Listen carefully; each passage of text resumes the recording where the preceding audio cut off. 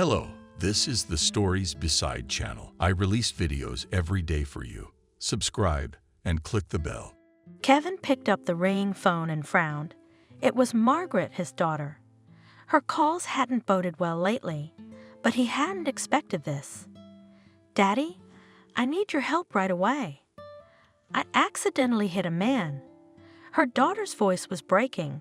She was out of breath, either from terror or something else. "Stop. Don't panic. Is he alive?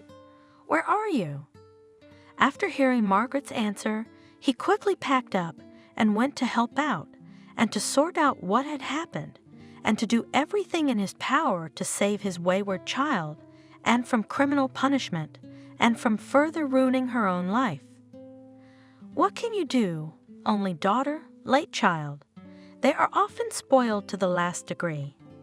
What else could it be? Long awaited, begged from God, begged child, whose birth was a miracle. How can you forbid him anything? How can you refuse? Especially if the parents are well-to-do. And what else do they work for? And in general live as not for their child. It's a miracle that if you hurt him, he'll disappear. Yes, she and Nancy waited 20 years for the birth of a child. That is, they didn't wait any longer. For the first 10 years of their marriage, they hoped. Nancy was treated, even decided to have some kind of operation, but it was all useless. Then they just waited, what if? And then they just accepted it. Well, there are childless couples. It's a shame, of course, but what can you do if it's not given? They loved each other. Besides, they both worked, loved their work. In those years, Kevin was able to open his own business, earn even more, but also spend more time at work. However, he always lived well. His parents were not the last ones either. Kevin, after their death, got a luxury apartment and money, and even a housekeeper. It was a distant relative of his parents, a girl a little younger than Kevin. A little, as they say, plain. She lived with her parents in the village, and after they died, this Doris could not live alone. Here, Kevin's mother took her into the house as an au pair.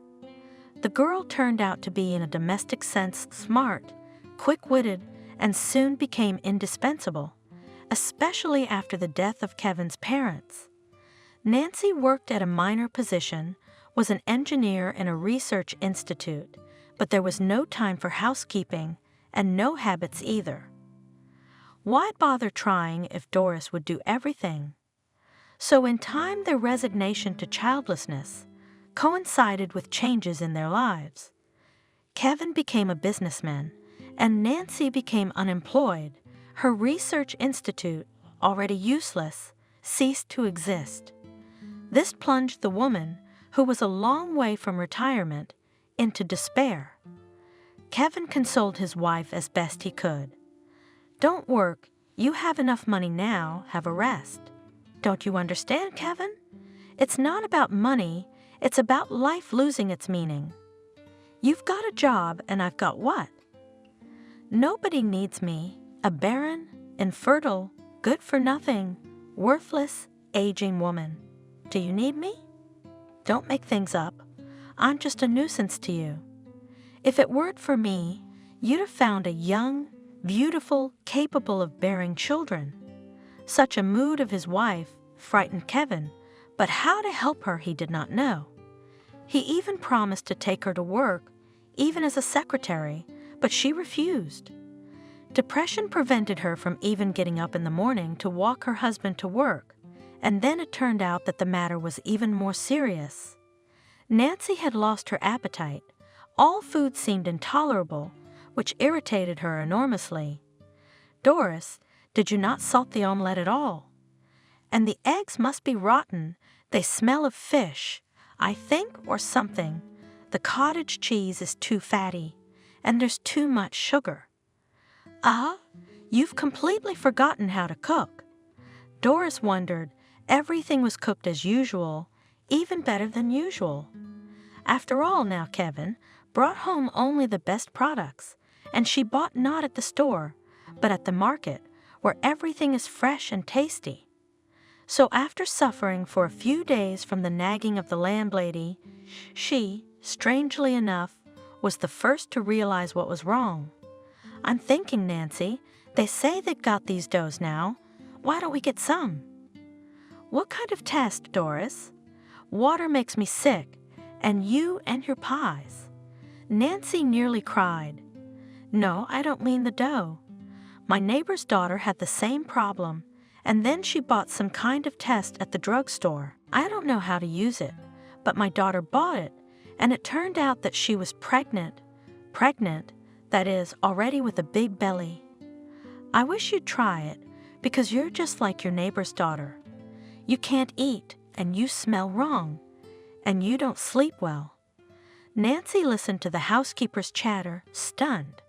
Could it be that what she had dreamed of for nearly 20 years had finally come true? She hadn't even noticed. Only Doris, who had never been pregnant or married, had guessed. Nancy shook off her stupor, fussed. "Where did you say these tests were?" "At the drugstore." "Run, hurry up." "No, wait, I'll do it." "Oh, really, Doris? Is there gonna be a baby?" "Oh, phew. Phew, don't jinx it." It turned out that Doris was right. Her mistress was pregnant. However, Kevin was also informed about it, and his delight was unbounded. After so many years of waiting, after despair and hopelessness, suddenly, it was hard to believe. But how could I not believe it when several different tests showed a single and undeniable result? The next day, excited, hardly believing in her happiness, Nancy went to the doctor, got the final confirmation, and got on the register. The waiting began. Pregnancy was difficult. Her husband and housekeeper did not let the dust fall on Nancy, endlessly discussing the upcoming happy event. Despite all the difficulties, just in time, a healthy and beautiful girl, Margaret, was born. Is it any wonder that for the 3 adults, this long-awaited child became the center of the universe? All life was now built around Margaret, her first smile, her first tooth, her first word. Any, the most unconscious action of an infant seemed a sign of genius. It evoked admiration, the desire to thank the heavens and the girl herself for the fact that she appeared in life, filling it with meaning, joy, hope for a better future. Margaret grew accustomed to this admiration, taking it for granted. She knew no denial of anything. She felt like a princess, and when she grew up, she felt like a queen. She studied, however, well. The adoration of her parents seemed to spread to the rest of the people. She was loved by teachers, peers, and neighbors, and it seemed that there was a reason, a beautiful, capable girl, going through life with a dazzling smile, looking at the world wide open, cheerful eyes. How could one not love her? Some people really said, "You spoil her too much." But who set those limits? Who could say what was too much and what was in moderation? And Margaret wasn't exactly a spoiled, sassy. No, just a confident girl, that's all. The father began to notice something wrong with his daughter's behavior only when she turned 16. It was at this time that Nancy became seriously ill. Maybe the disease had matured before, but she just did not pay attention, and when it became impossible to turn a blind eye to the painful condition, it turned out that it was too late to treat. Doctors were frustrated, and the age of the patient was no longer young. The daughter seemed to sympathize with her mother, worried about her, but she was more concerned about herself, about her way of life not changing in the slightest. "Margaret, is Mommy going to the hospital?" Doris asked shyly, seeing that Margaret was not going to the hospital at all, but on her own merry way. "Oh, go yourself today. I already went last week. Say hi to your mom." "I can't today. We're going on a camping trip." "I can't let the guys down, can I?" The girl answered, "Yes, Yes, yes, sighed Doris, who had always regarded Margaret not only with love, but also with a kind of slavish adoration. I'll go, of course, I'll tell her. Take a walk, my dear, take a walk. When you're young and green, take a walk. It was a saying Doris used to justify Margaret's antics. Kevin gloomed, looking at such behavior of his daughter. How can one treat his mother with such indifference, knowing that she may have nothing left to live for? Once he tried to express it to his daughter Margaret, but the answer frightened him even more. Oh, Daddy, what are you saying? She doesn't have long to live, but at least she's lived, and so have you, by the way. You accuse me of selfishness, but what are you like? You and Mom have lived in your own pleasure. You had everything and youth and maturity, and now it's getting to old age, so what? Everything's fine. Where have you seen old age without disease? And where have you seen life without end? You lived at your own pleasure, even had a child, me, that is, when you were already 40. It seems that you gave birth to me so that I could serve you in your old age. Have you asked me if I'm satisfied with it? After all, you have Doris. I love you very much, but I don't want to ruin my life. What are you talking about, daughter? That's not why we gave birth to you so late. It's just the way it is, and still Mom probably deserves better treatment. Kevin said, confused. Where am I treating her badly? I treat her fine. I go to the hospital when I have time, and when I don't, what am I supposed to do? I have to study. I need to be involved in the community, not sit with my sick mother all day long. Besides, why are you burying her? Maybe she'll outlive us all too. Nancy, of course, outlived no one. She passed away. Margaret cried at the cemetery, cried at home, but my father didn't feel that she was really grieving. She would cry, but then she would jump up and go about her business, remembering not to put on makeup or dress up. What can you do? She was 18 years old at that time. She had already entered the institute, the same one where Kevin studied many years ago. Almost independent life began without her mother, and it was a fun life. Margaret studied at the institute without much effort, perceiving the student years as an opportunity to have fun and experience new impressions. Her father did not refuse her money, loved her, and after Nancy's death, he also pitied her and saw her as the only relative. She saw in her father a similar source of good income, which allowed her to visit fashionable resorts during vacations and clubs and restaurants during the rest of the time. Margaret did not limit herself in anything, lived to the fullest. In the second year, she was almost expelled for truancy, but only thanks to her father's efforts, she stayed in the institute and even began to take her studies more seriously, but more for looks. Her father tried to influence her, but it was useless. Margaret learned to manipulate Kevin much more skillfully, and then it came to the final hurdle. The daughter ran over a man. The victim appears to be alive, but somehow that doesn't make it any easier. Kevin was not going to put his daughter in jail, but if you leave this case without proper attention, there will be no end. I mean, there would be an end, but a terrible one. The father understood that Margaret might be quiet for a while, but he could not expect her to take her mind off it. We have to stop this outrage, or her antics will do no good.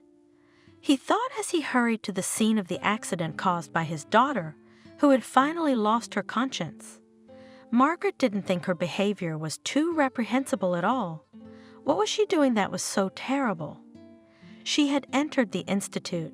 She was studying well as she could, as well as she studied, not worse than others, by the way. But the rest of her behavior, thanks to Doris saying, was justified by the same young green. And that's really an argument. But really, to think about it, how much of that youth was left? And here she will graduate from the institute, get married, have children, and that's it. After all, this is the end of carefree life. You might say, that is, the beginning of a completely different life from which to expect special surprises are not necessary. There will be only worries and hardships. No, youth should be used to the fullest, and if someone does not like it, it is not her problem. Father must have grown old. He doesn't understand anything. He doesn't remember his youth. On this unhappy day, everything was as usual. She woke up towards lunchtime when her father was gone, and Doris, the faithful Doris, did not even think of making any remarks. She, as always when she saw Margaret awake, rejoiced, alighted upon her. "Are you awake, my darling?" Oh, Daddy was angry again. Angry that you came late, that you slept so long, but I didn't let him wake you up. You were tired, all in your studies. "Oh, Doris dear, you are the only one who understands me," sighed Margaret. "Will you make me something to eat for breakfast?" "I'll go to the bathroom." "Come, come, fishy. I'll make you something." "What kind of juice do you want? Orange or pomegranate?" "Well, pomegranate. It's kind of healthy, but you know what? Don't make any." "I'll drink coffee juice, then something else. I'll have a sandwich with fish, and all this porridge, eggs, don't do that." "Oh, of course. Why should you eat too much? It will be hard on your tummy." Doris agreed with every statement of her favorite. If Margaret had said that she wanted grated bricks for breakfast, the housekeeper would not have been surprised, but would have run to prepare this strange dish. When she came out of the bathroom, a fresh, fragrant Margaret ate her breakfast, kissed Doris, and went, as she said, to live her life. She didn't want to do it herself, so she went to a beauty parlor. I'd borrowed the money from my father the day before. After that, it was still necessary to visit a fashion boutique, to buy there an outfit, because summer is coming, vacations, which means travel and adventure. The time of very big purchases is approaching, but it is already later, and now it is necessary to dress up only for visiting the club, which is also important. Having had a great time at the club, Margaret started to go home. She remembered that she shouldn't make her father too angry, because she had to spend this summer vacation and prepare for it. But the time for fun flew by so fast, and no matter how hard she tried to go home early and in as decent a manner as possible, it didn't quite work out. Oh well, maybe her father wouldn't notice. There's nothing criminal about her behavior. Indeed, she didn't drink so much alcohol that she couldn't drive. She'd done it many times before, and it had always worked out fine. Margaret was not drunk, but she drank a little bit. But she realized that you cannot drive fast in such a state. You must be careful. But it was almost night now. There were almost no people, no cars either. So Margaret put on the gas. She liked to drive fast, and this time everything would have gone without any accidents if suddenly, out of the blue, some rascal had not come out on the road at the most inopportune moment. It didn't seem to be a big jolt, but the pedestrian, a young man, fell to the ground and didn't move. Margaret, on shaky legs, got out of the car, approached the victim. "Oh my God, what happened? Are you alive? What happened? What happened? What do we do?" With the wrong hands, she touched the pulse on the guy's neck, seemingly alive, but unconscious and bleeding. No, she can't do anything on her own. Flee the scene. Oh no, that's even worse. She can't do that. She pulled out her cell phone, dialed her father's number. "Daddy, I need your help right away. I accidentally hit a man." Panicked, she mumbled into the phone. "He's alive, I think, but unconscious, and I don't know what to do. There's blood. I don't know, I'm scared." "Don't do anything, wait. I'll be there in 10 minutes. In a metallic tone, the father said, "But thank God he's coming. He'll sort it out. Of course he will. Yes, it won't be for nothing. It'll start now. I told you, you can't do that." Why? Why? How can I ask him for money now? But never mind, somehow. It's not about that now. We have to think. And that one, he jumped out too. Why were you sneaking around at night? You've got me in so much trouble now. Where am I going on vacation now? Father's coming. It's going to start. Kevin arrived, as promised, 10 minutes later.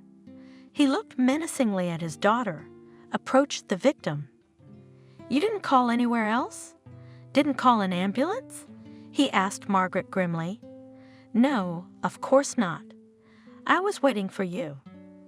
The daughter replied pitifully, frightened and confused, although the first fright had already passed. "You waited while the man was bleeding. And if he had died, I called the doctors. I hope everything will be all right. That's why I waited for you. I knew you'd do it, but where would I have called?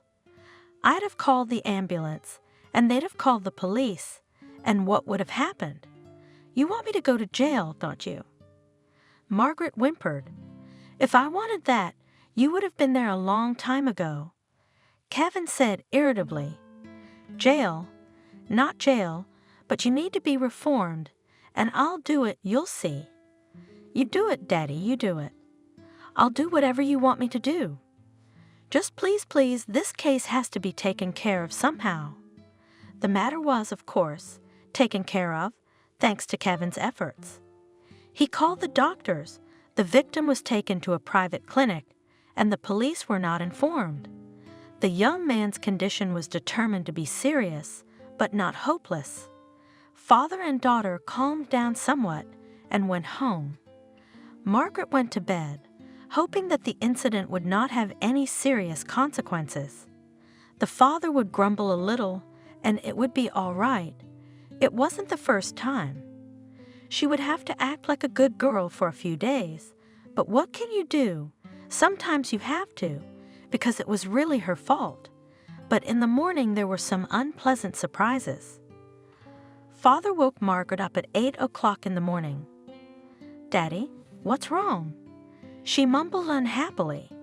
"I just fell asleep, didn't you? Don't you remember what happened? You almost killed a man yesterday, and now you're going to sleep?" "No, sweetheart, you're not going to get away with it. Get up," I said.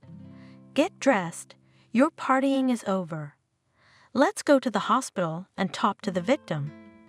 Kevin said decisively, "What's there to go to him for? We could call him, see how he's doing. Or you can go alone, Dad." Margaret asked pitifully.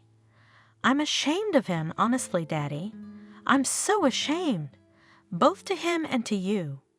Why don't you go and make the arrangements? Give him some money? Or something, I don't know what. And I'll sleep. I'm very tired. I don't feel well." Margaret whimpered in a child's voice, hoping it would impress her father.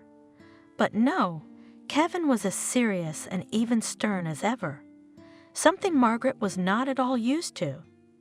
"I told you, get up and let's go. I didn't go out at night, and I didn't run anyone over.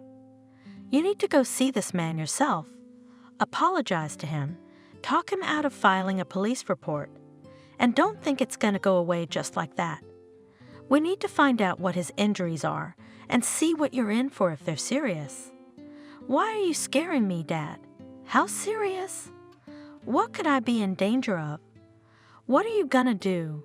Send me to prison for reform?" "Thanks. I didn't expect this from you." "I didn't expect a lot of things from you either," replied my father, apparently not going to give up on his scheme. "Quickly get ready and let's go. And do not get ready like you do for your parties, but normally comb your hair, get dressed, wash your face, and that's it. Don't tease people with your outfits and your coloring, and there's no time for that. All right, I'm gonna go play the good girl, genuinely remorseful, ready for redemption and punishment. I don't know what you're doing. You got some kind of show on your mind? Okay, I'll apologize. What's the big deal? Margaret went to pack, under the sympathetic glances of Doris, who, of course, did not know all the details of the night incident, but sincerely sympathized with her pet. Even if she had known, she would not have dared to contradict her master, though she did not understand his action in regard to poor Margaret. Where was it ever seen that a girl was tortured by her own father in the morning? Father and daughter drove to the hospital in silence, dissatisfied with each other. At the information desk, Kevin asked about the condition of the patient brought in yesterday. His name was Alvin. They were told that the young man had regained consciousness, no life-threatening injuries. He has a broken leg and a slight concussion, so he won't be an invalid when he recovers. Margaret asked. Probably not. I think he'll make a full recovery. The body is young. The fracture is not very complicated. There probably won't even be a limp left. They answered them. See, Dad, why did we have to come all the way out here at the crack of dawn? He's fine. It's just a leg and arm, but that's all. Don't frown. I'm here. I'll apologize, I told you. But I'm not going to lie on my feet. He's a good one, hanging around the roads in the middle of the night, probably drunk himself. Margaret had already completely calmed down about what had happened and the consequences her father was frightening her with. No, you're incorrigible. Kevin said irritably. How can you talk like that about a man you incapacitated? What will my apology do to him? Will he grow a new leg or something? This can be settled very simply with money. That's fine. If you have money, ask him how much he'll settle for. Or are you going to ride on someone else's coattails as usual? All right, let's go see our patient. Now I'll start apologizing if you want your daughter to be humiliated. Margaret made her way determinedly to the room. Hello, she said, not very friendly. Is your name Alvin? I'm Margaret. It's just, I did a bit of a number on you last night. I relaxed a little. It's a night street. There are no people. So I lost my guard for a moment, and then you jumped out. Why are you so careless on the streets at night? That's what happened, yes, but that's not what I mean. I'm sorry. In fact, I came to apologize and ask how you are doing. Do you need anything? Business? Well, as you can see, my leg's broken, but the rest is all right. Do you need anything? Yes, everything seems to be here. The young man answered. Of course they do. It's a private clinic. Everything is paid for. Medicines, procedures. You don't have to worry about that. Well, and in general, do not worry. Everything will pass. The leg will heal. The body is young, right? Yeah, I guess so. Nothing like this has ever happened to me before. Alvin answered languidly. Well, if you're careful, it won't happen again. We've been told that you won't even have a limp, so you'll be all right. The doctors here are good, so don't worry, lie down, get well. I'll leave you my phone number. If you need anything, call me. Everything will be, I think, at the highest level. Kevin came into the room and looked disapprovingly at his daughter, who was talking to the victim, not at all as she should. She caught the look in her father's eye, and then she looked up. Yes, so I'm wildly apologizing to you. I promise all the support, and I'm ashamed, honestly. Yeah, well, what's the big deal? Things happen, answered Alvin and looked at Kevin. I'm the father of this car enthusiast. All right, Margaret, you go out and sit in the hallway. I need to talk to the young man. Okay, I'd love to. Good day, young man. Get well. Eat lots of oranges. They have calcium, but I think they don't have potassium. But calcium, It's in milk and cottage cheese. Click on that too. Margaret could not resist and hurriedly headed for the exit of the ward. Go already, her father said angrily to her, and Margaret left the men alone. She sat down on the sofa in the corridor and, yawning desperately, irritably began to ponder the meaning of her stay in this sad institution. Why had he brought me here? He could have gone alone. It's clear that this idiot only wants money, not my apologies. It's possible that he threw himself in front of the car on purpose. He saw the car was expensive, so he could milk the owners. Passers-by often do that. By the way, I've seen it in movies. He didn't spare his own leg, and I'm sitting here not having a good night's sleep because of him. Kevin sat down next to Alvin's bunk. Yeah, my daughter's not used to apologizing. You'll have to excuse me for her, too. You've been hurt, I understand, but I hear you're not going to press charges, are you? I'm willing to pay whatever it takes. That won't be necessary at all. Coldly, Alvin replied, I'm not going to report her. I'm thankful to be alive. Besides, you didn't leave me on the road, but sent me to a private clinic, which you paid for.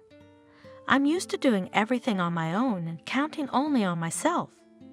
Thank you very much, but because of the injury, you're going to have all sorts of difficulties. And I think that we have to help you in some way to correct the situation, that is, to eliminate the difficulties that will arise in connection with this accident. Again, thank you, but you will hardly be able to solve the difficulties that my injury will cause. Alvin grinned, and yet, Kevin insisted. He really wanted to help the boy. The thing is, I'm a villager. I grew up there with my grandmother. She lives there now in the village. I came to the city myself. I'm studying at the institute. I have 1 year left. The vacation started. I was going to go there to my grandmother, to help her there in the vegetable garden, and in general, after all, she's not old anymore. And now I don't know how I will manage with my cast. Kevin began to ask the young man about his studies, and found out that he was studying at the same institute as Margaret, but had not met her. Perhaps because the girl did not appear at lectures that often. Alvin was a serious student. He was a serious guy because he knew that everything depended only on him, on his abilities and diligence, and there was no one to help him. But the one who counted on his help was his grandmother, Wendy, who raised him after the death of his parents. Kevin listened to the story, frowning and thinking hard. When Alvin stopped talking, he smiled and said, Well, young man, I have a mutually beneficial proposal for you. I hope you will accept it. By doing so, I will help you and you will help me. And he began to outline his plan. Kevin came out of the room and found his daughter flirting with the young doctor. Her father did not hesitate to interrupt the flirtation, taking Margaret by the elbow and dragging her to the exit. Oh, Papa, why don't you let me talk to a man? We were talking about Alvin's health, by the way. This doctor, his name is Thomas. Well, he's sure there's nothing wrong with this victim. Well, how'd you work it out? How much did it cost you? Don't worry when I graduate. I'll pay you back. Let's go to the car. I'll tell you how I made a deal with him. Putting his daughter in the salon, he did not tolerate objection's voice, told her about what awaits her in the next 3 months. You've crippled a man, my soul. And there's no money for that. He was going to go to the village to his grandmother to help her with the vegetable garden and other domestic issues, but now he can't. He needs to take care of himself. So Alvin and I have decided to do this. You go with him to his village, and there you take good care of the injured man, through your fault, and also do all sorts of household chores that he cannot do through your fault. Is this a joke? What village, Dad? What are you doing? I'm on vacation. I'm not going to kill them to take care of Alvin and his sick leg, let alone his grandmother. What can I do in the village if I've never been there and have no idea what to do there? Margaret replied unhappily, not yet believing her father's intentions to be serious. Yes, that is my omission, and now it will be corrected. You will go and nurse and learn everything. It's nothing. But if you don't, Alvin will file a complaint. Court proceedings will start, and I doubt you'll stay out. I mean, if you don't even get sent to a penal colony, you'll be sentenced to corrective labor for a much longer period than 3 months. I'm not going to buy you out. I'm telling you that right now. And think about your reputation. You'll be out of school, no profession, nothing. Dad, if you're serious, it's too cruel. Well, agree it's inhuman to send me to some unknown place to do absolutely unknown things. No, tell me you're kidding. Tell me you made a deal with this Alvin guy. Paid him all the money he needed, anything. Please, I'll even agree. I'll completely change my lifestyle, but please don't scare me like that. Already started to believe in the words of her father, the girl. I'm not scaring you. I'm telling you correctly that everything will be as I said, and let's finish this conversation. Bargaining is not appropriate here, the father said sneeringly. Margaret, of course, did not fully believe in his words. That is, she thought that her father would cool down and cancel this monstrous decision. After all, she had one more remedy, which had so far helped her without fail: tears. She drove home quite calmly, saving up those tears to pour them out at home, especially in front of witnesses, in front of Doris, who would surely be on her side. She was not a very good defender, of course. She dared not say a word against her master, but still. When Margaret entered the apartment, she burst into tears and, without a word, rushed to her room. Doris frantically ran around the apartment. What's wrong, Kevin? What about Margaret? Where have you been? Who hurt her? She hurt herself. And it would be nice if it was just herself. Help her pack her things. She's going away for 3 months. The housekeeper rushed to Margaret's room, hoping to find out the details of what had happened, and she was not mistaken. The girl, sobbing, told her what her father was going to do to her. Doris jumped out of her room and, for the first time in her life, probably, ran to Kevin's office, launching herself at him with angry accusations. What on earth are you up to? You're going to do this to your own child. Where are you sending her, the poor girl? To what village? To take care of what kind of man? Go away, Doris. Don't interfere with my work, replied Kevin. You work, but why ruin the child? Your only God-given daughter, a bitter orphan. Would Nancy know what you're going to do with her only daughter? Do you even know that this child of yours almost killed and maimed a man? And you're suggesting we let it go without any consequences? Let her go on walking. Let her go on racing through the streets at night. Let her hit everyone. Is that what you want? Do you realize how this could end? Prison, that's what. Let him live in the country for 3 months. Maybe he'll get his brains back. You, Adaman's bloodline, you'd finally get your brains back. Who did she kill? Our bright angel? She hit a slightly drunken fool who was walking the streets at night, and for that she sent a child to the village. Have you lived in the village yourself? I've lived there. I know what it's like there. And the girl, how will she feel there? Will she get better there? You'll take her out of there sick. Is that what you want?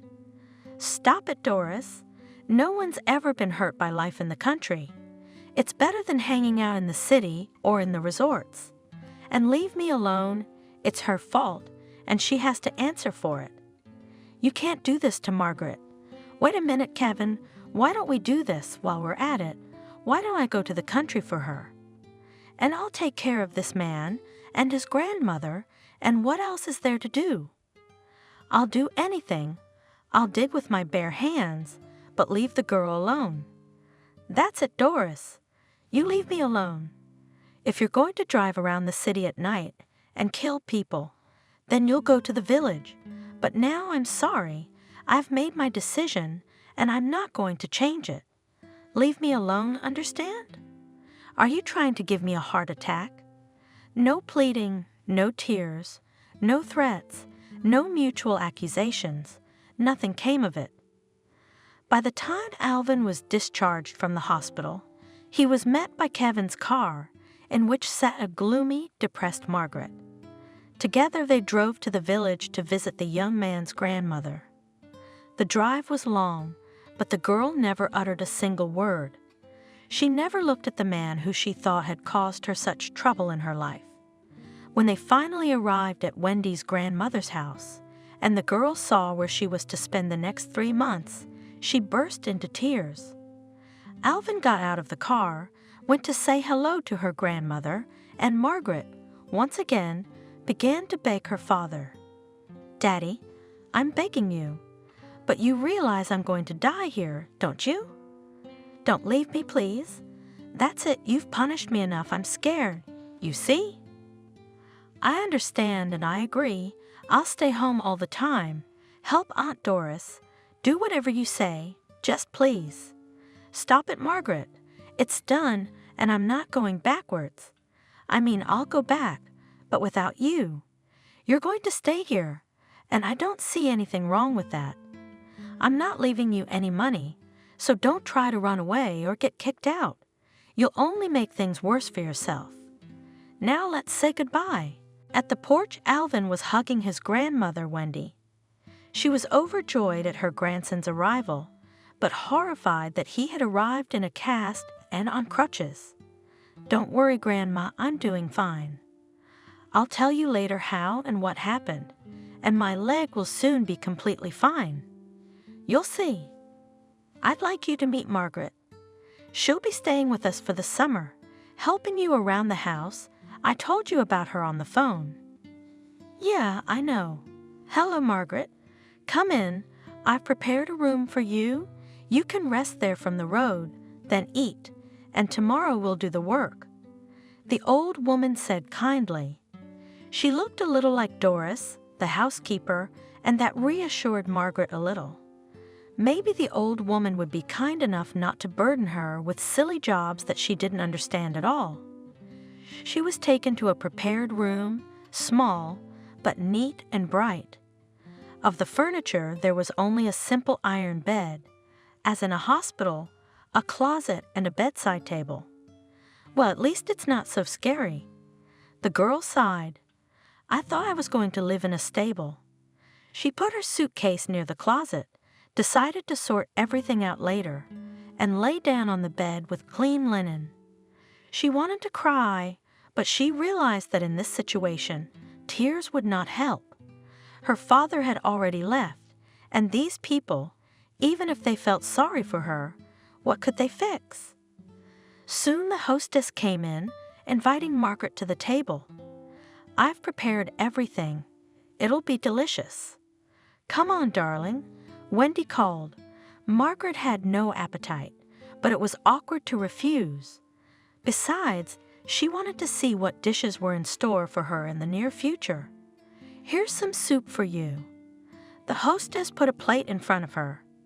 "I'm sorry, I didn't know what kind of food you are used to. I was guided by my grandson. Alvin likes soup very much, so you should eat it. It's all your own. Don't think. Put sour cream in it."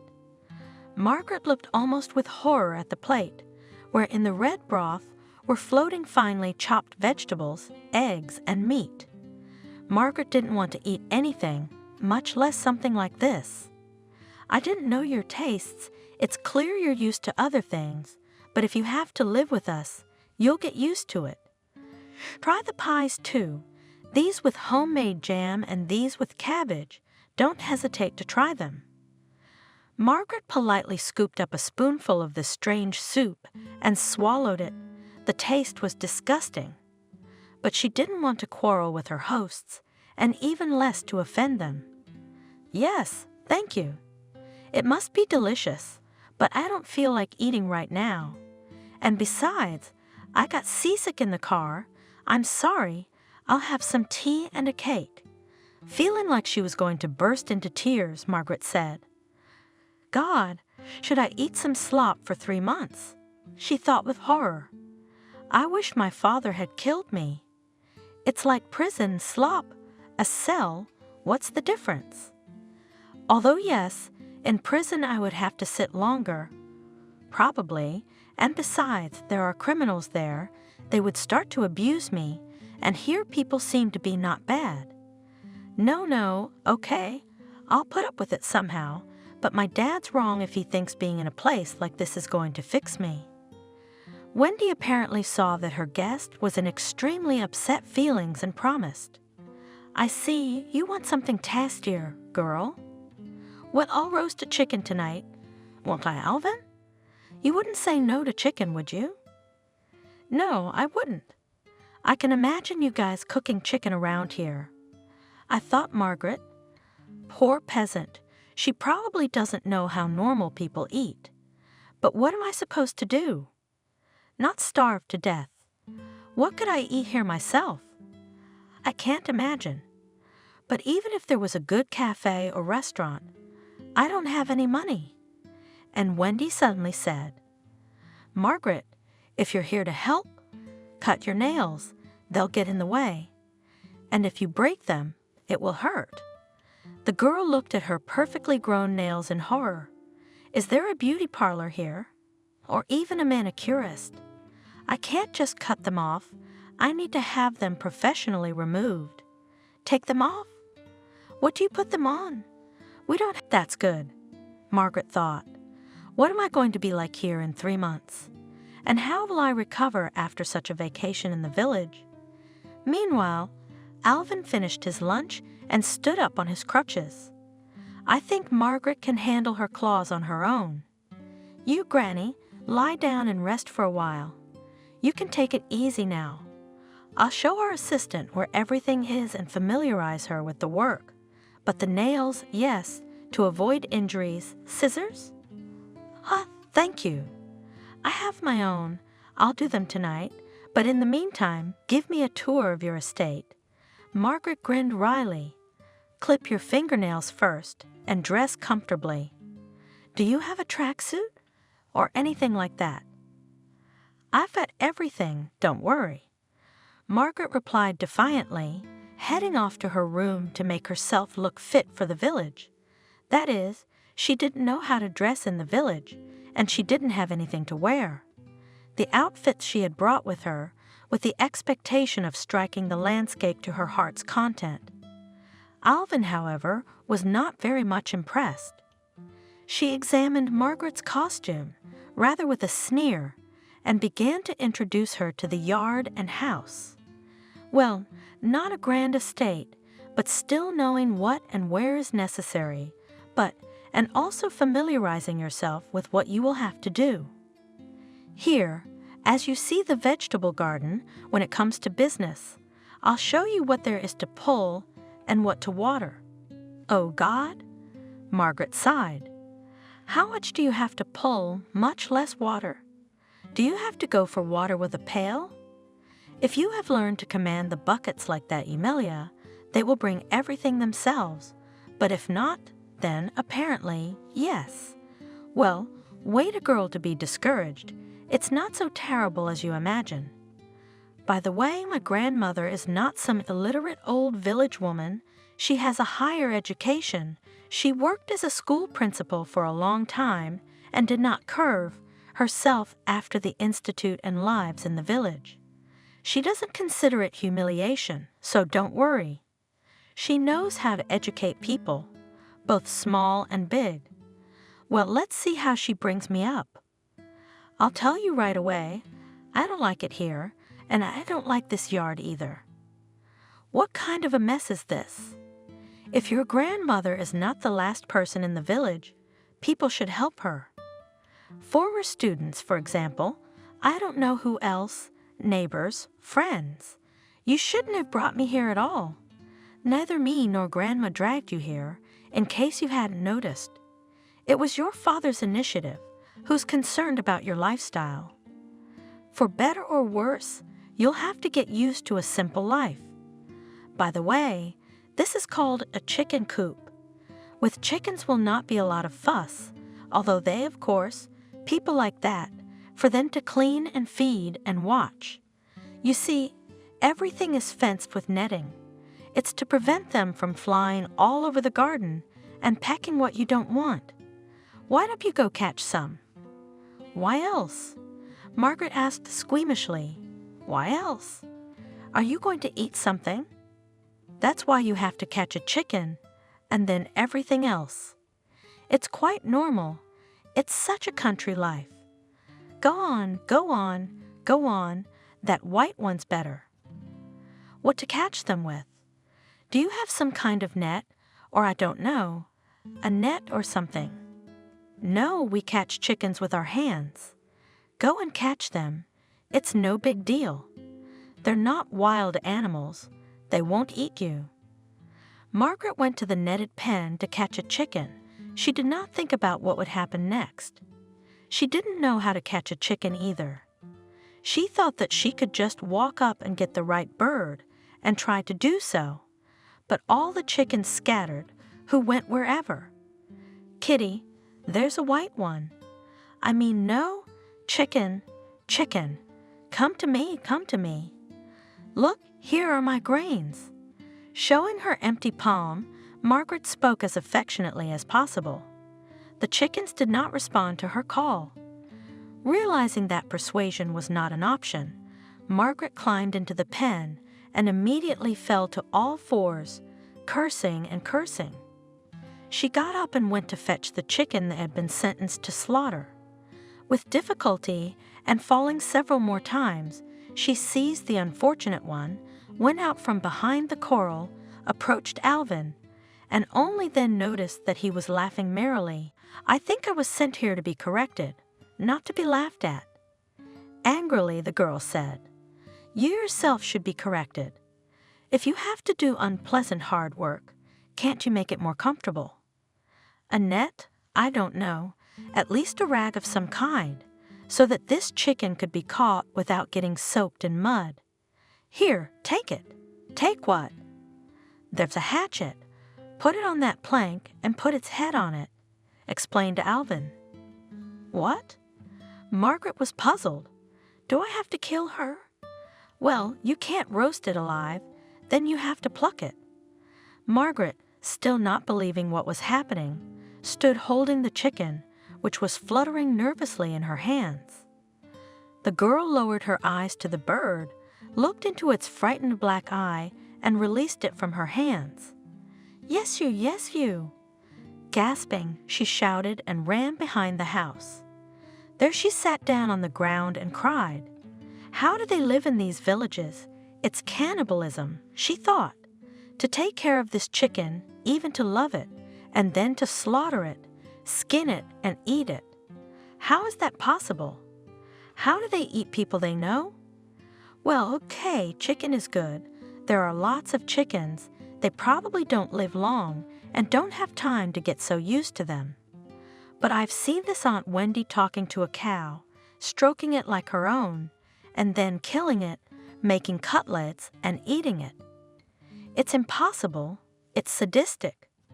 She probably explained to her students about love for nature, animals, friends. It's not people who live here, but some freaks. Wiping her tears, she thought. There was a clatter of crutches. Alvin came and stood next to her. Why are you crying? You've never eaten meat, have you? Vegetarian? He asked mockingly. I've eaten everything, and I've eaten things you've never seen before, and I'll continue to do so, don't doubt it. But I've never killed anyone, and I've never had to eat anyone I knew alive either, I'm sorry. And I won't do it. I don't understand how this is possible. How do you live? It's not normal. You almost killed me, reminded Alvin. I wasn't trying to kill you on purpose. I wasn't chasing you. I wasn't going to eat you. It was just an accident, an unfortunate accident. I agree it was my fault. I'm whatever you want me to be, But understand, I can't even eat a chicken I've seen alive, warm. And you say chop off the head. How can you do that? It's idiotic. It's not idiotic. It's life, village life. If we eat only cabbage and carrots, we won't live long. You see how much work there is here, and you won't live either, and you'll be fine eating the chickens you've seen. And not just chickens. There's nothing awful about it. Of course it's not horrible for you, but you're welcome to carve whoever you want, and I'm not going to. I'm more of a seafood guy. Do you think fish are inanimate? Doesn't want to live? Or eat something, I don't know, mussels, octopus, oysters. By the way, the fish in the restaurant are also alive. They catch them from the aquarium and then fry them before your eyes, even if they're still twitching. Isn't that right? Well, yes, it happens. But for some reason it's not so bad for the fish, but it's bad for the bird. I'm not eating that chicken, okay? I'm not gonna look at it roasted, dead, whatever. Let it live or kill it yourself and eat it, and I'm not going to. Margaret wouldn't give up, but we'll see how much humanity you have. If you get hungry, you'll do something else. We'll see. Margaret muttered. She thought to herself, if my father knew what they were doing to me, he would kill you. The girl didn't think about what her father would do. She got up and went into the house. She would have to learn and learn a lot more. The chicken, of course, was slaughtered, roasted, served for dinner, but Margaret did not leave her room, although the appetizing aroma tantalized her, causing an unprecedented feeling of hunger. Wendy entered the room with a knock. What's the matter, sweetheart? Are you feeling sorry for the chicken? She asked without mockery, but rather with sympathy. Imagine that. The girl said resentfully, I don't understand it. I'm not judging anyone, okay? You have to eat. You have to cook. You have to do everything.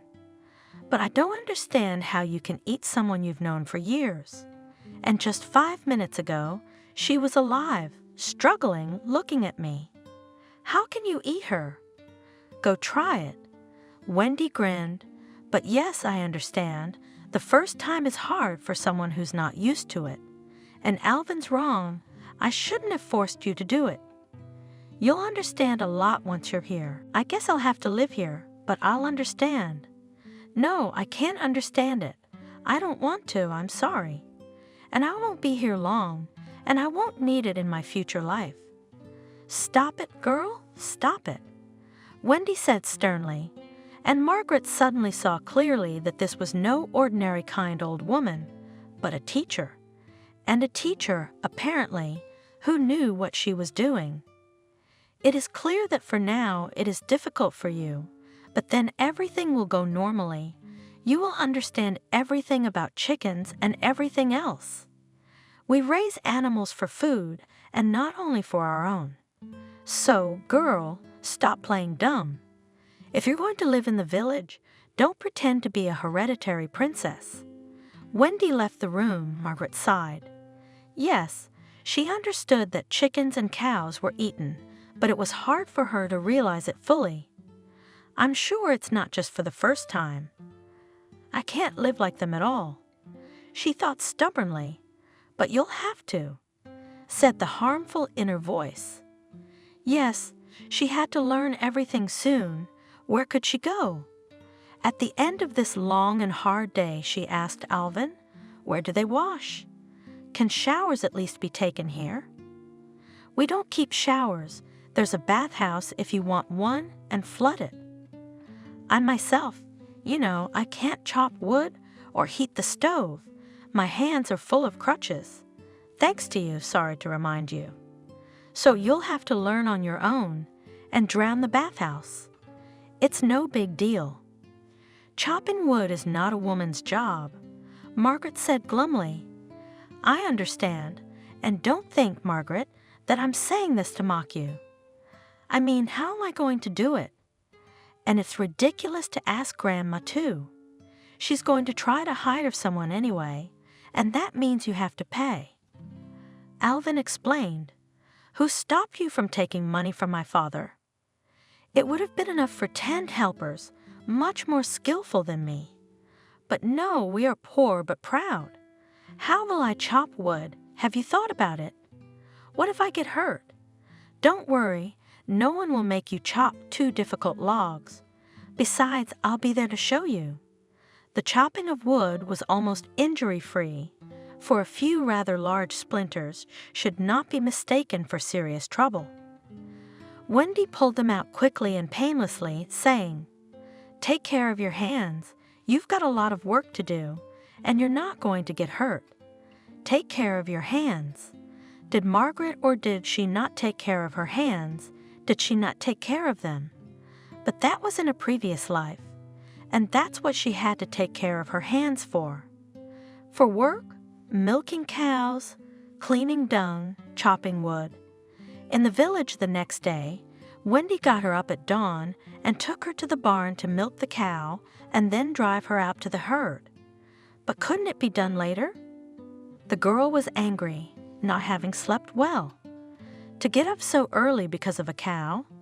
Your kind soul, you are sorry that animals are killed, and you are not sorry if she will stand like this, with a full udder and suffer. If instead of going out to pasture, she stands in a stuffy barn, asked Wendy. "I feel sorry for myself. I want to sleep," whined Margaret. "That's it. That's your humanity. You feel sorry for the animals, but when you want to sleep, you don't care about them. And when you're hungry, you'll eat them with pleasure. You think of yourself first. The cow, too. I don't know how to milk. I'm going to hurt her, and then what?" Margaret tried to give up her unpleasant job. "You can't do anything. I'll show you everything. It's a simple science. Science may not be easy, but it wasn't easy either." Margaret had never realized that a cow had to be milked so long and so hard.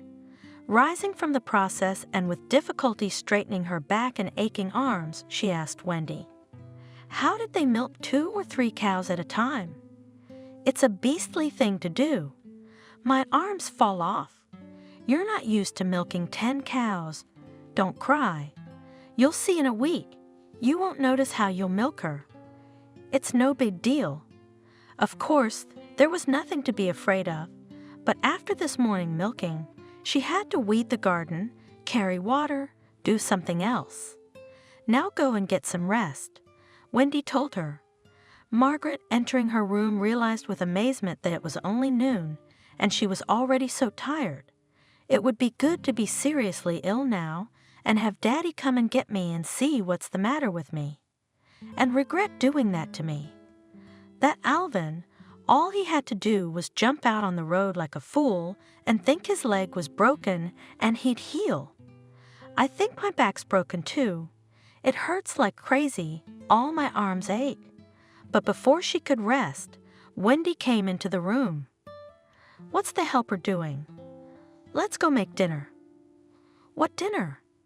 "I can't cook. I can't even eat." "I'm tired. I don't want to." Almost crying, the girl replied, "What do you mean I don't want to, if I have to? Get up, come on." The landlady was not going to give up. "Why on earth would you make fun of me like that? After all, I don't need my legs to cook dinner. Let Alvin help me. I think he has his hands where they belong. That's what women are supposed to do. Come on, let's go. Should women chop wood too? Do women have to carry water? What do men have to do in your village? I don't understand this division of labor. Men have a lot of work to do too. Alvin can't do it now. His leg is broken. Stop arguing. You didn't come here to argue. You came here to learn how to do things." "No, I can't cook, and I'm not going to learn. I don't need it." "What do you mean you don't need it? You're a woman. You should know how to cook. How are you going to live?" "I'm going to live fine. I'm going to live the way I've been living. I have a housekeeper." Margaret didn't give up. And if the housekeeper refuses to work for you, what would you do then? Starve to death yourself and torture your family? Wendy was beginning to lose her patience. I won't torture anyone. One will refuse, the other will. If the housekeeper refuses, where will she go without my money? And if you run out of money, then what will you do? I'm not going to run out. I'm going to work and earn a lot. I'll have everything, don't worry. I don't understand how you live. You work from morning till night, and by the way, you're an intelligent woman. You graduated from an institute you worked. And now what? How old are you? And you continue to work. Is this, in your opinion, a life? In my opinion, that's what life is. Work is the only thing that keeps me afloat. I don't want to be afloat like you, so that in my old age my back hurts, my hands hurt, everything hurts, and my assistant comes once a year, and not every time. But grumbling, Margaret got up and groaned, both from the pain in her back and in her legs, and wandered to the kitchen. I don't like this kind of life, understand, Wendy? I don't know how you manage it, but I wasn't born for it. It's not what I'm used to, and I don't want to be used to it. So when I left here, I'm not going back to the country. If you, like my father, think that I'll get better from such a life, you're mistaken. I won't get better. I'll get worse. Now you probably think that I am the worst, lazy, wicked, so and so. But by the way, I'm not like that at all. I was normal in the city. I was fun, everybody loved me, and no one would ever think I was doing anything wrong. Except for your father, who kept you and took care of your problems. Wendy grinned. Oh, don't give me a hard time about it. You tell me what to do. All right, I'll do my time in this prison and see if my father will be happy about the change. Why do you talk about your father like that, Papa? He loves you. Peel the potatoes. Don't you know how to do that too? I not only don't know how to do it, I never eat potatoes, except occasionally in the form of chips. Potatoes are bad for you. Margaret announced, I don't know what's good for you to eat, my dear, sighed the old woman, and so life went on day after day. Strange as it may seem, Wendy was right. Every day Margaret found it easier and easier to fulfill her daily duties. She learned a lot, got used to a lot. Only her own appearance horrified her more and more every day. The gorgeous manicure and pedicure were gone. The tan from the sun in the middle zone was uneven. The skin on her hands had become rough, and even the shape of her hands seemed worse than before. And the damned mosquitoes, they bit the girl so much that sometimes it seemed that they would eat her alive. Let the father admire what a beauty his daughter had become. Let him bite his elbows when I come back. Evil, she thought. But okay, father. It was much more frightening to think about how her old acquaintances would perceive her. If she came back, who would see her like this? They wouldn't recognize her. Her father had left her a phone, so she could talk to her friends sometimes. Naturally, she didn't tell anyone about milking cows or tilling potatoes. She said she was on vacation in Bali. Her father had bought her a trip. And to think that Margaret herself was in the countryside, working hard, such a thing could not even cross anyone's mind. One time, though, a cow almost gave her away. Margaret came to milk her cow, washed her udder, put it on a bench, and then the phone rang in her apron pocket. She picked up the phone, her chatterbox friend, asked where you were, and then the cow, dissatisfied with such a delay, suddenly howled. Oh, what have you got there? Even frightened my friend. How could she know how cows moo? It's just the guys. They are playing a prank. Margaret answered and interrupted the call, annoyingly slapping the cow on the side. Why do you have to cry at this very minute? You saw I was busy, and started milking. Yes, I managed to get rid of my friend, but when she arrives and they see her, it's no lie. They'll know what spa treatments she's had and what beaches she's been sunbathing on. Yes, I have such a view, as if I myself, this cow chewed and spit out. With horror thought the girl, and imagined what it will be like for her to return home. How long would she have to clean herself up, hiding from everyone she knew? Alvin and Wendy also noticed the changes in Margaret, but they liked them. Perhaps they saw them as a sign that the girl was changing for the better. Indeed, when she went out in the morning to milk the cow or to do some other chores, she looked like an ordinary country girl in the chintz dress given by Wendy. In the simple kerchief covering her hair, she looked very simple and sweet, becoming closer and more understandable. Once Alvin even dared to have an informal conversation with her. In the afternoon, after some ordinary household chores, he said, "Did you bring your bathing suit? Let's go for a swim," cheerfully suggested the young man. "Do you have a place to swim here?" Margaret was surprised. Indeed, there was no river nearby. There was only a small muddy lake where only boys dared to bathe. There is a river, but it's a long way to it. We'll go on foot, because I'm not riding a bicycle now, you know. Well, let's go and see what kind of river there is. I'd love to take a dip. Of course, I have a bathing suit in the village after all, went to rest. The girl grinned. It didn't take more than an hour to get to the local beach, even with Alvin's crutches. On the beach, Margaret threw off her sundress and went into the water. Alvin, of course, didn't swim. He sat under a tree, looked at the girl, and realized that he liked her.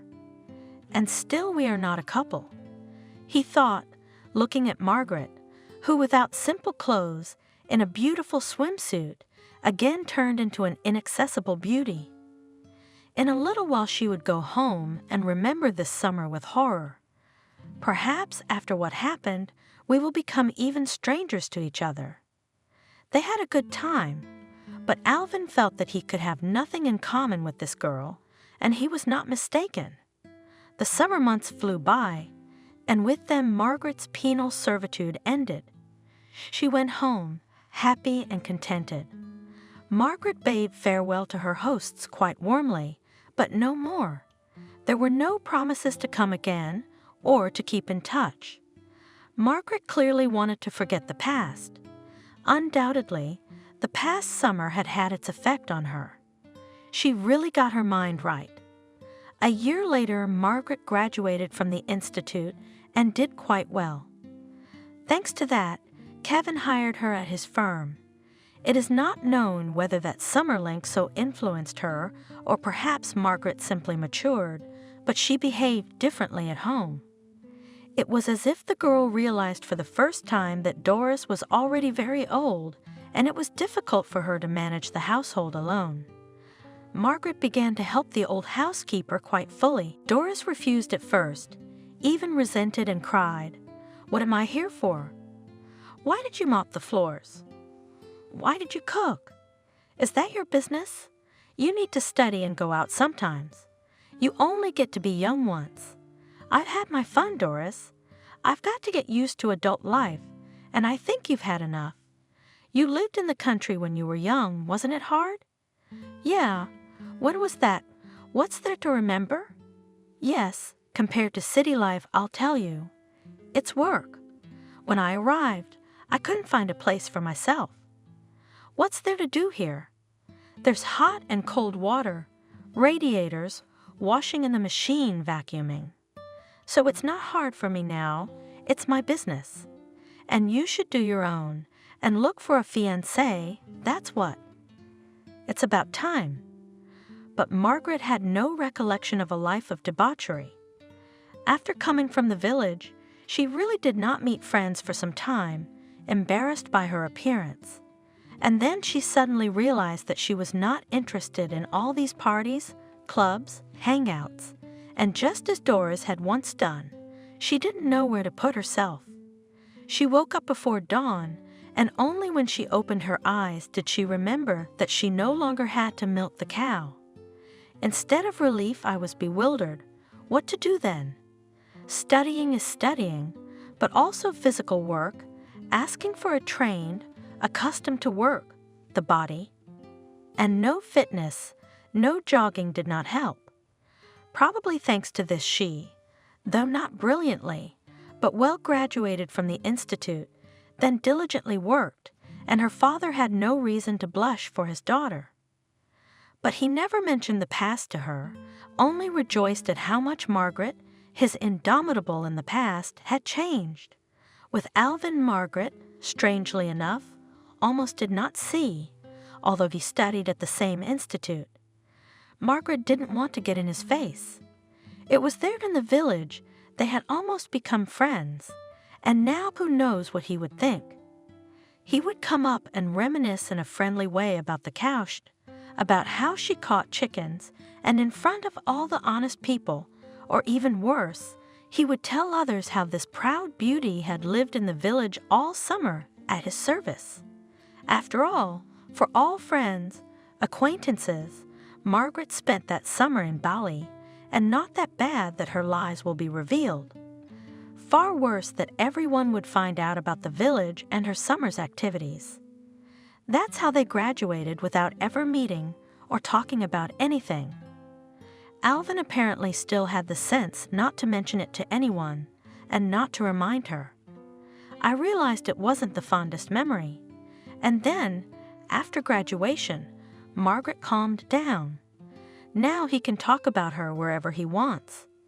They're in different realities now, and there's not much chance of them meeting. However, it turned out that this was not the case. One morning at a meeting where Margaret was present, Kevin introduced a new employee, this Alvin. It was a surprise and not at all pleasant.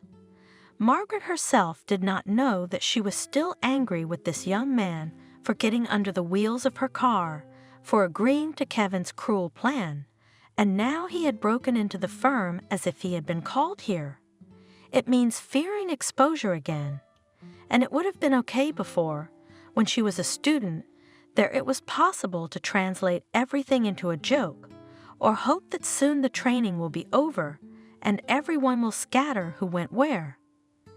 And now she is not a cheerful student Margaret, but a leading specialist, a strict, stylish lady, and suddenly she'll break through someday. Remember when you used to chop wood? Determined not to let that happen, Margaret walked into her father's office. "Dad, what is this Alvin guy doing in our firm? Do you think I like it very much that he will be in front of my eyes again, hanging around all day long?" She asked indignantly. "He's not running around, he's working." "Strictly," said Kevin. "And I don't see what the problem is. He graduated from the institute with a red diploma, became a serious specialist. So what's the problem? I don't think there should be any friction between you two. That's just your opinion. Do you think I'm happy to see him and remember those vacations that you arranged with him in collusion?" Angrily interrogated the daughter. "Stop it, Margaret. First of all, you say I arranged it, but you don't hate seeing me every day, do you? And second of all, it's time to let bygones be bygones. We don't go to work to look at nice people, we go to work. So you're not going to fire him." My daughter frowned. "Do you have any idea what I had to endure?" "Like what? He beat you, tormented you, insulted you?" "As far as I remember, he never said a bad word. And on what grounds? Because he once agreed to take me up on a proposal I didn't think you'd like. I'm sorry, darling, but at this rate, I'll have to fire the whole firm. Suddenly, it will turn out that so-and-so in kindergarten, on your potty without asking, and another on the bus kicked his leg. Enough arguments. I'm not going to fire anyone at your will. Alvin stays with us, and you bring him up to speed. That's the end of the matter. Go and do your job." "Oh, yeah. So you're not going to take what I say seriously?" "Okay, so I'll just have to submit, like I always do.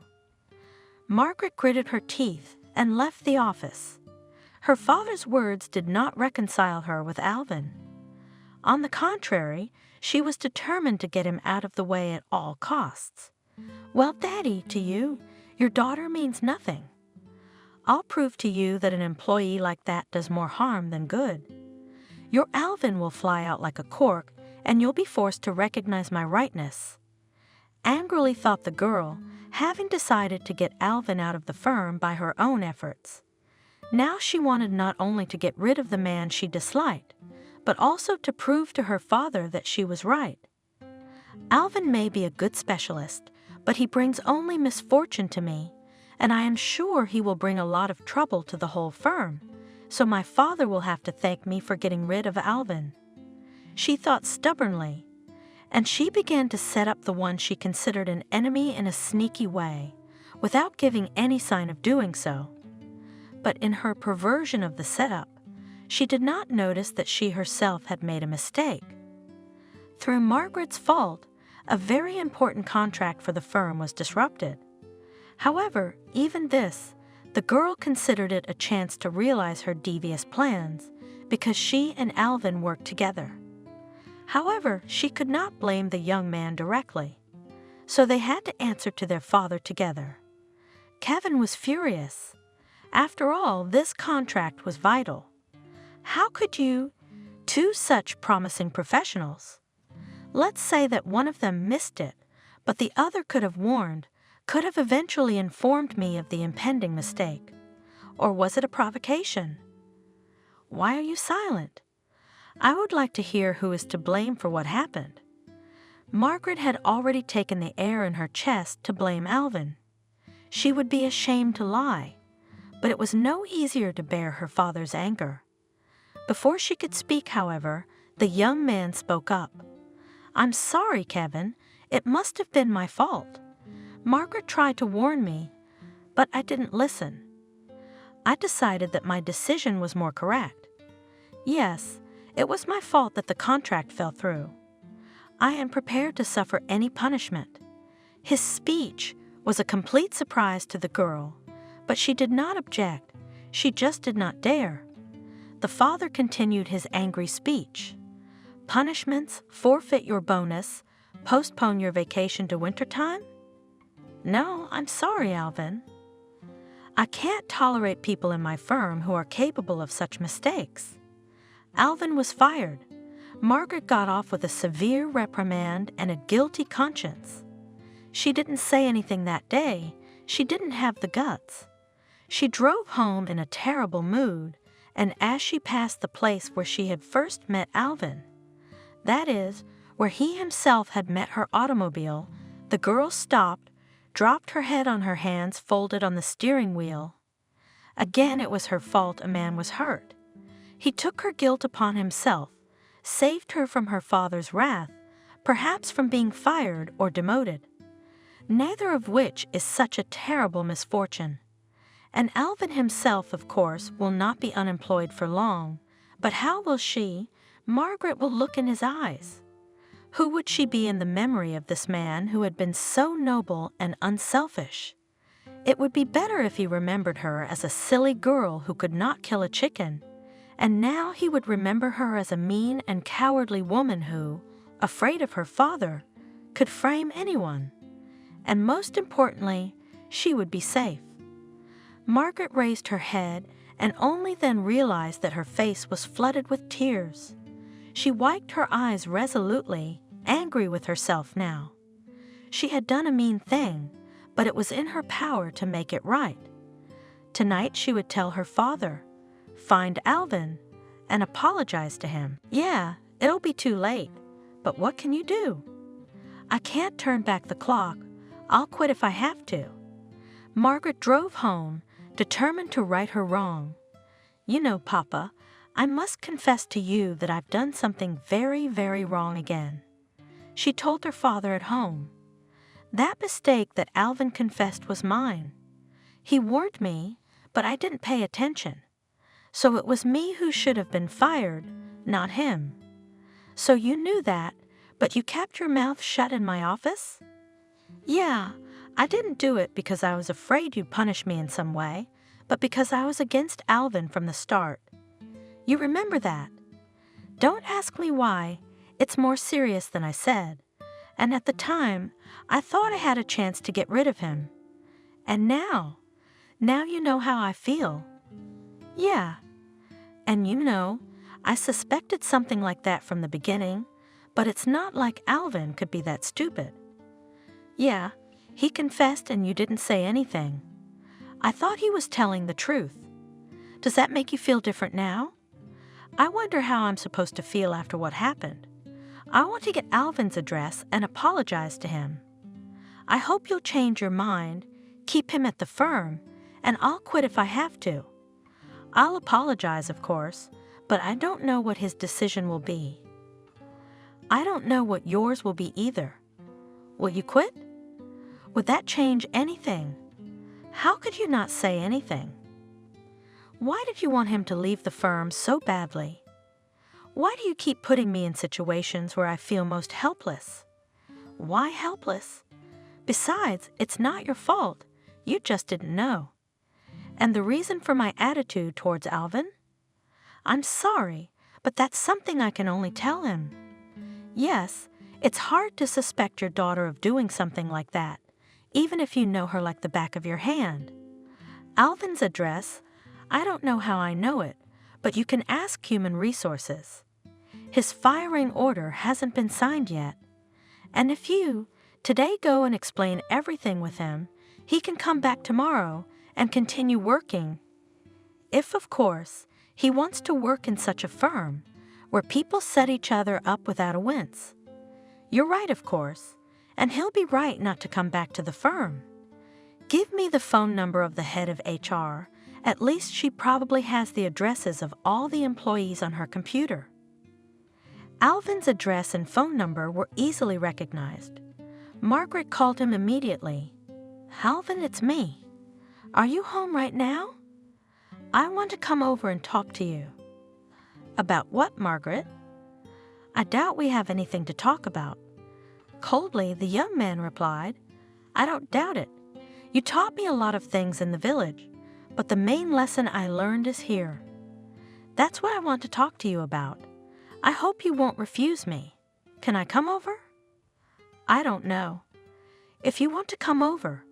I'm not going anywhere myself. I'm very tired. Margaret started to get ready for Alvin. I don't know what you'll say to him, and will he want to listen to you? Kevin doubted. But he didn't say no, he said come, so I'll go.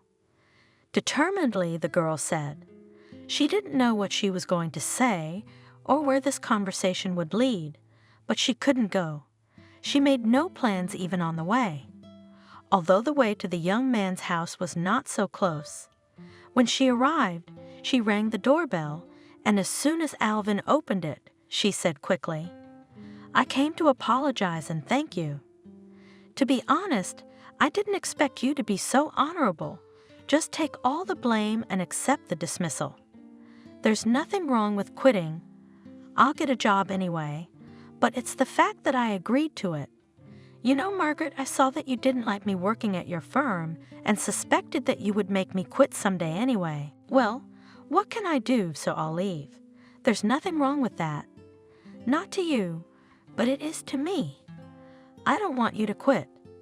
I told my father everything, and he's agreed to let you come to work tomorrow. No one knows about the conversation that took place in his office. There's no order to fire you. You'll just come in and work as before. Please don't go. I'm begging you. It's very important to me that you stay. You see, I don't want to stay if you're not there. Margaret held back her tears. She didn't want to burst into tears. It would look like she was begging for something, and she wasn't going to ask him for anything. She really wanted Alvin to stay, and she wanted to explain the reason for that, but he was the first to speak frankly. I'm not really saying no. All right, I'll stay, but you know, Margaret, it's not even because working at your father's firm is so important to me. I just want to see you every day, you know? Alvin didn't expect those words to come out of his mouth. He would never have dared to confess his feelings to Margaret in another situation, but now it came out of his own mouth, and his hands came to rest on the girl's shoulders. Suddenly, she buried her face in his shoulder. "You know, Alvin." Muffled, she said, "I don't know whether you're confessing your love or just saying that, but I have to tell you, to confess that I didn't want to fire you because you didn't suit me, but because I didn't think I'd ever confess what you meant to me. Ever since that summer in the village, I've felt that you're not a stranger to me. I mean, you know. But I was afraid I didn't mean anything to you, so I did this. I'll tell you what I was really afraid of. I thought you might start courting some other girl in front of me, and I couldn't take it. Well, I've confessed everything, and now you can do what you want. You can quit, you can laugh and kick me out. I'm not gonna quit, and I never expected you to admit that. But since you said it, yes, I loved you back in the village, and now. I was afraid every day that someone would say, 'Let's buy a present. Margaret's getting married.' Why didn't you say anything?" Margaret exclaimed, "In the village and now, didn't you feel that we were not strangers? I was afraid we were not a couple, afraid of rejection, afraid of ridicule. Of course, there was no mockery. The next day, Alvin returned to the firm as if nothing had happened. A short time later, there was talk of Margaret and Alvin's imminent marriage. Kevin was pleased with his daughter's decision. "Congratulations, Margaret. You've made the right choice.